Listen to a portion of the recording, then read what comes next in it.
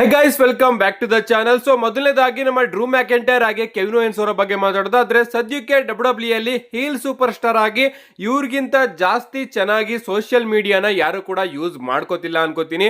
ಮೊದಲು ನಮ್ಮ Drew McIntyre ಅವರು ಸಖತ್ತಾಗಿ ಯೂಸ್ ಮಾಡ್ಕೋತಿದ್ರು, ಬಟ್ ಈಗ ಕೆವಿನ್ ಓವೆನ್ಸ್ ಅವರು ಡ್ರೂ ಮ್ಯಾಕೆಂಟೈರ್ ಅವರಿಗೆ ಒಂದ್ ರೀತಿ ಕಾಂಪಿಟೇಷನ್ ಕೊಡ್ತಾ ಇದ್ದಾರೆ ಅಂತಾನೆ ಹೇಳ್ಬಹುದು.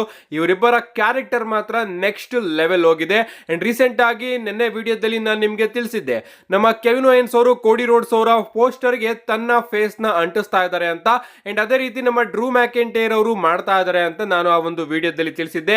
ಅಂಡ್ ಈಗ ನಮ್ಮ ಡ್ರೂ ಮ್ಯಾಕೆಂಟೈರ್ ಅವರು ಆ ಒಂದು ವಿಡಿಯೋನ ತಮ್ಮ ಟ್ವಿಟರ್ ಅಕೌಂಟ್ ಅಲ್ಲೂ ಕೂಡ ಅಪ್ಲೋಡ್ ಮಾಡಿ, ಕೆನ್ ಐ ಕಾಪಿ ಯುವರ್ ಹೋಮ್ ವರ್ಕ್ ಅಂತ ಕೇಳ್ತಾ ಇದ್ದಾರೆ ನಮ್ಮ ಕೆವಿನ್ ಓವೆನ್ಸ್ ಅವರಿಗೆ. ಅಂಡ್ ಈ ಒಂದು ಚಿತ್ರನ ನಾನು ಚೂರೇ ಚೂರು ಚೇಂಜ್ ಮಾಡ್ತೀನಿ ಅಂತ ನಮ್ಮ ಡೇಮಿಯನ್ ಪ್ರಿಸ್ಟ್ ಅವರ ಫೋಟೋ ಮೇಲೆ ತನ್ನ ಫೋಟೋನ ಅಂಟಿಸ್ತಾ ಇದ್ದಾರೆ ಅಂತಾನೆ ಹೇಳ್ಬಹುದು. ಅಂಡ್ ಈ ಒಂದು ಟ್ವೀಟ್ ಗೆ ನಮ್ಮ ಕೆವಿನ್ ಓವೆನ್ಸ್ ಅವರ ಕಡೆಯಿಂದ ಒಂದು ರೀಟ್ವೀಟ್ ಕೂಡ ನಮಗೆ ನೋಡೋದಕ್ಕೆ ಸಿಗುತ್ತೆ. ನಮ್ಮ ಕೆವಿನ್ ಓವೆನ್ಸ್ ಅವರು ಹೇಳ್ತಾರೆ, I am considering adding a claymore to my move set 2 ಅಂತ ನಮ್ಮ ಕೆವಿನ್ ಓವೆನ್ಸ್ ಅವರು ಹೇಳ್ತಾ ಇದ್ದಾರೆ. ಸೊ ನಾನು ನಿನ್ನ ಮೂವ್ ಸೆಟ್ ಆದಂತಹ ಕ್ಲೈಮರ್ ಗಿಗ್ ನ ನಾನು ಕೂಡ ಯೂಸ್ ಮಾಡ್ತೀನಿ, ಇನ್ ಮುಂದೆ ನಾನು ಕೂಡ ಅದ್ರ ಬಗ್ಗೆ ಯೋಚನೆ ಮಾಡ್ತಾ ಇದ್ದೀನಿ ಅಂತ ನಮ್ಮ ಕೆವಿನ್ ಓವೆನ್ಸ್ ಅವರು ಹೇಳ್ತಾ ಇದ್ದಾರೆ. ಪ್ರಾಬಬ್ಲಿ ಫ್ಯೂಚರ್ ಅಲ್ಲಿ ನಮ್ಮ ಕೆವಿನ್ ಓವೆನ್ಸ್ ಅವರು ಕೂಡ ಕ್ಲೈಮರ್ ಗಿಗ್ ಹೊಡೆಯೋದು ನಮಗೆ ನೋಡೋದಕ್ಕೆ ಸಿಗಬಹುದು. ನಿಜವಾಗ್ಲೂ ಗೊತ್ತಿಲ್ಲ ಕೆವಿನ್ ಓವೆನ್ಸ್ ಅವರು ಯಾವ ರೀತಿ ಕ್ಲೈಮರ್ ಗಿಗ್ ನ ಪರ್ಫಾರ್ಮ್ ಮಾಡ್ತಾರೆ ಅಂತ.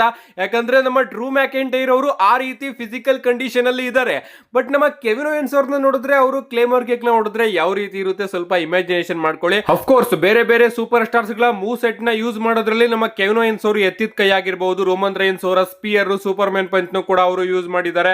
ಅಂಡ್ ನಮ್ಮ ಸ್ಯಾಮಿ ಝೈನ್ ಅವರ ಮೂವ್ಸ್ ಗಳನ್ನು ಕೂಡ ಅವರು ಸಿಕ್ಕಾಪಟ್ಟೆ ಬಾರಿ ಯೂಸ್ ಮಾಡಿದ್ದಾರೆ. ಬೇರೆ ಬೇರೆ ಅಪೋನೆಂಟ್ ಗಳ ಮೂವ್ ಸೆಟ್ ನು ಕೂಡ ನಮ್ಮ ಕೆವಿನ್ ಓವೆನ್ಸ್ ಅವರು ಯೂಸ್ ಮಾಡ್ತಾ ಇರ್ತಾರೆ. ಅಂಡ್ ಈಗ ನಮ್ಮ ಡ್ರೂ ಮ್ಯಾಕೆಂಟೈರ್ ಅವರ ಮೂವ್ ಸೆಟ್ ನು ಕೂಡ ನಾನು ಯೂಸ್ ಮಾಡೋದಕ್ಕೆ ಯೋಚನೆ ಮಾಡ್ತಾ ಇದ್ದೀನಿ ಅಂತ ನಮ್ಮ ಕೆವಿನ್ ಓವೆನ್ಸ್ ಅವರು ಒಂದು ಟ್ವೀಟ್ ನ ಮಾಡಿದ್ದಾರೆ. ನೋಡೋಣ ಗೈಸ್, ಮುಂದೊಂದು ದಿನ ನಮ್ಮ ಕೆವಿನ್ ಓವೆನ್ಸ್ ಅವರು ಏನಾದ್ರು ಕ್ಲೈಮರ್ ಕಿಕ್ ನ ಕನೆಕ್ಟ್ ಮಾಡಿದ್ರೆ ಅದು ಯಾವ ರೀತಿ ಇರುತ್ತೆ ಅಂತ.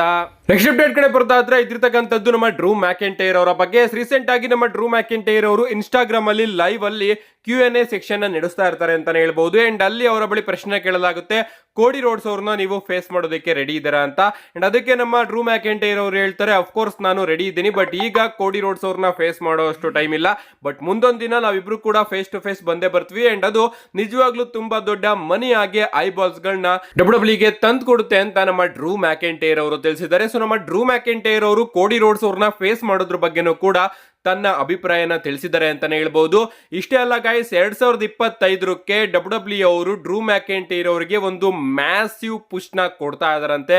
ಈಗಾಗಲೇ ಅವರು ಪುಷ್ ನ ಕೊಡ್ತಾ ಇದ್ದಾರೆ, ಬಟ್ 2024ರಲ್ಲಿ ನಮ್ಮ ಡ್ರೂ ಮ್ಯಾಕೆಂಟೈರ್ ಅವರು ಯಾವ ರೀತಿ ಡಬ್ಲ್ಯೂ ಅಲ್ಲಿ ಇಂಪ್ರೆಸಿವ್ ಕೆಲಸನ ಮಾಡ್ತಾ ಇದಾರೋ ಅದಕ್ಕೋಸ್ಕರ ಅವರಿಗೆ ಒಂದು ದೊಡ್ಡ ಪುಷ್ ಕಾಯ್ತಾ ಇದೆಯಂತೆ 2025ರಲ್ಲಿ. ರೆಸ್ಸಲ್ ವುಡ್ಸ್ ಅವರ ಪ್ರಕಾರ ಪ್ರಾಬಬ್ಲಿ 2025ರಲ್ಲಿ ನಮ್ಮ ಡ್ರೂ ಮ್ಯಾಕೆಂಟೈರ್ ಅವರು ವರ್ಲ್ಡ್ ಹೆವಿ ವೇಟ್ ಚಾಂಪಿಯನ್ ಕೂಡ ಆಗ್ಬಹುದು ಅಂತ ಇವರು ತಿಳಿಸ್ತಾ ಇದ್ದಾರೆ. ನಿಜವಾಗ್ಲೂ ಗೈಸ್, ಆ ಒಂದು ಸಿನಾರಿಯೋನ ನೋಡೋದಕ್ಕೆ ನಾನಂತೂ ಸಿಕ್ಕಾಪಟ್ಟೆ ಕಾಯ್ತಾ ಇದ್ದೀನಿ.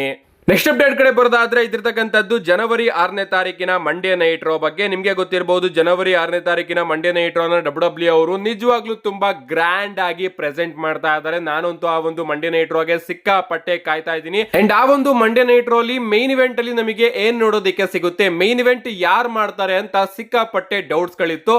ಬಟ್ ರೀಸೆಂಟ್ ಆಗಿ ರಾ ಕಿಕ್ ಆಫ್ ಅಲ್ಲಿ ನಮ್ಮ ಮೈಕಲ್ ಕೋಲಾ ಅವರು ರಿವೀಲ್ ಮಾಡಿದ್ರು, ಜನವರಿ 6ನೇ ತಾರೀಕಿನ Monday Night Raw main event Seth Rollins ಹಾಗೆ ಸಿಎಂ ಪಂಕ್ ಅವರು ಮ್ಯಾಚ್ ಅಂತ ಅವರೇ ಮೈಕಲ್ ಕೋಲ್ ಅವರೇ ಅಫಿಷಿಯಲ್ ಆಗಿ ಅನೌನ್ಸ್ ಮಾಡಿದ್ರು.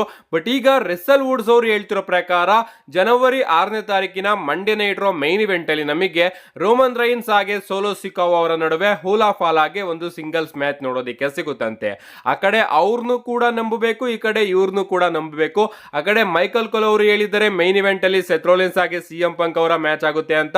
ಬಟ್ ರೆಸ್ಸಲ್ ವುಡ್ಸ್ ಅವರು ಹೇಳ್ತಿರೋ ಪ್ರಕಾರ ಮೈನ್ ಇವೆಂಟ್ ಅಲ್ಲಿ ರೋಮನ್ ರೈನ್ಸ್ ಹಾಗೆ ಸೋಲೋ ಸಿಕಾವ್ ಅವರ ಮ್ಯಾಚ್ ಆಗುತ್ತಂತೆ.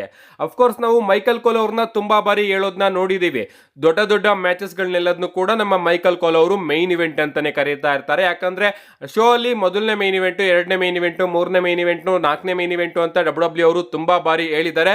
ಸೊ ಆ ರೀತಿಯಲ್ಲಿ ನಮ್ಮ ಮೈಕಲ್ ಕೋಲ್ ಅವರು ಸಿಎಂ ಪಂಕ್ ಹಾಗೆ ಸೆತ್ ರೋಲೆನ್ಸ್ ಅವರ ಮ್ಯಾಚ್ ನ ಮೈನ್ ಇವೆಂಟ್ ಅಂತ ಅಂದಿರಬಹುದು ಅನ್ಕೋತೀನಿ.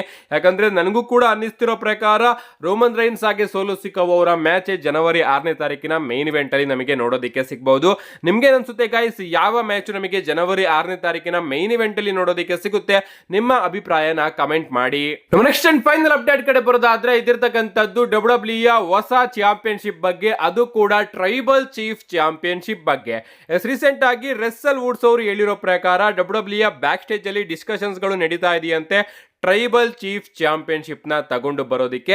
ಅಂದ್ರೆ ಈ ಒಂದು ಚಾಂಪಿಯನ್ಶಿಪ್ ನಮಗೆ ರೋಮನ್ ರೈನ್ಸ್ ಹಾಗೆ ಸೋಲೋ ಸಿಕೋವಾ ಅವರ ನಡುವೆ ನಮಗೆ ಈಗ ಏನ್ ಮ್ಯಾಚ್ ನೋಡೋದಕ್ಕೆ ಸಿಗ್ತಾ ಇದೆ ಆ ಒಂದು ಸ್ಟೋರಿ ಲೈನ್ ಗೆ ಮಾತ್ರ WWE ಅವರು ಈ ಒಂದು ಚಾಂಪಿಯನ್ಶಿಪ್ ನ ತಗೊಂಡು ಬರೋದಕ್ಕೆ ಡಿಸ್ಕಷನ್ಸ್ ಗಳನ್ನ ನಡೆಸ್ತಾ ಇದಾರಂತೆ.